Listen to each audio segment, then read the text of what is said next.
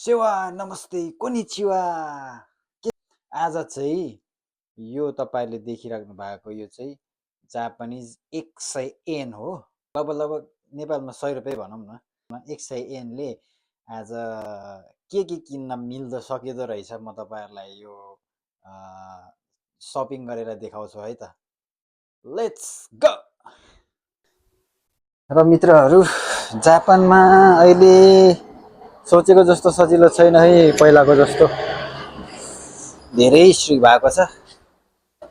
यहाँ के हो, आफ्नो आफ्नो रुमको चाहिँ नि हुन्छ है, के भन्छ पोस्ट बक्स हुन्छ, यहाँनिर सधैँ चेक गर्ने गरेको छ। अहिले यहाँ आएर यो भिसा फ्यामिली भिसा एप्लाई गरे पछाडि चाहिँ कहिले आउँछ कि ओसिराछ भनेर चाहिँ अहिले हेर्ने गर्छु आजभोलि चाहिँ। अनि गाइजहरू यहाँ देख्न सक्नुहुन्छ गोमी, यो फोहोर फाल्ने ठाउँ हो। यो पनि दिनअनुसारले फरक हुन्छ है त साथीहरू। अनि अब म चाहिँ जाँदैछु सिधै तपाईहरुलाई 100 येनको चाहिँ के किन्न पाइदो रहेछ भनेर म तपाईहरुलाई देखाउन गइरहेको छु है त। हेरौँ जापान कतिको महँगो रहेछ। पहिला चाहिँ अब अहिलेसम्म चाहिँ, पहिला भन्दा नि के भनौँ, अहिलेसम्म चाहिँ भिसा थप्नुको लागि चाहिँ 6000 येन लाग्थ्यो है। 6000 को त्यो हागाकी किनेर टास्नु पर्ने हुन्थ्यो। अबदेखि चाहिँ तपाईको धेरै गाह्रो हुनेवाला छ। रुल्स चेन्ज पनि भइसकेको रहेछ। अनि सायद 30,000 देखि माथि त्यो पनि हेरी हुने खालको कुराकानी सुन्नमा आइरहेको छ।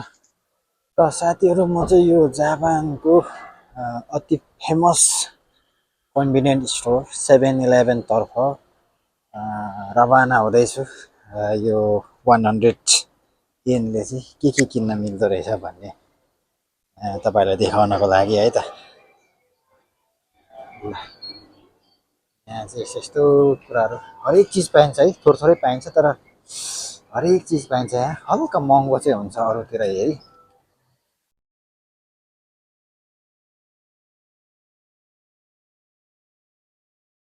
प्लेयरको लाइन हो यो, यता वाइनको लाइन हो है। यस्तो छ। अब यसले आउने चाहिँ के होला हेरौँ है त। अब च्यालेन्जिङ छ हो यो किन्न पनि। यहाँ हेर्नु न, सानो चक्लेटहरू नै 150-200 पर्छ है। गर्दाखेरि यहाँ चक्लेटको लाइन मैले देखेँ। यो सबसे कमको किन्नु पर्ने होला। अनि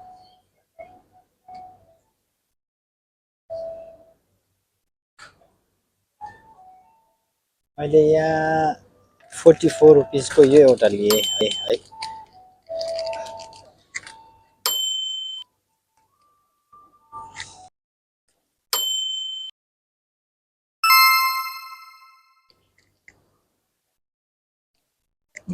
यसले चाहिँ यति भन्दा चाहिँ आउँदैन जस्तो छ। ठ्याक्कै 100 चाहिँ पुग्दैन जस्तो छ। बट यति चाहिँ आउँछ जस्तो लागेको छ है मैले हेर्दाखेरि।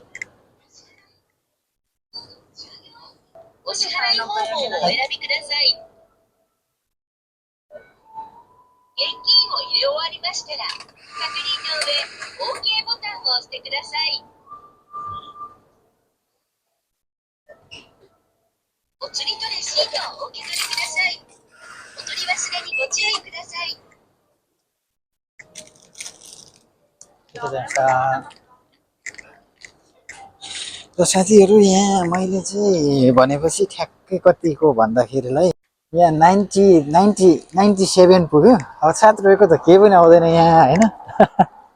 त्यही भएर 97 को चाहिँ एउटा योवाला एउटा मिल्क चक्लेट भयो। अनि त्यसपछि यो एउटा यो चक्लेटै भयो। अनि त्यसपछि यो पनि भनौँ न काइन्ड अफ चक्लेटै। यति आउने रहेछ साथी हो। अब नेपालमा भनेदेखि त 1 प्लेट 50 रुपियाँ 1 प्लेट मोमो खाएर हाफ चाउमिन नै आउँथ्यो होला होइन साथीहरू। त्यस्तै छ है ल है। यो चाहिँ अब 100 को म नेक्स्ट टाइम फेरि 500 को पनि म तपाईहरुलाई शपिङ गरेर देखाउँछु। 500 को के आउँदो रहेछ भनेर है त। हस्, धन्यवाद।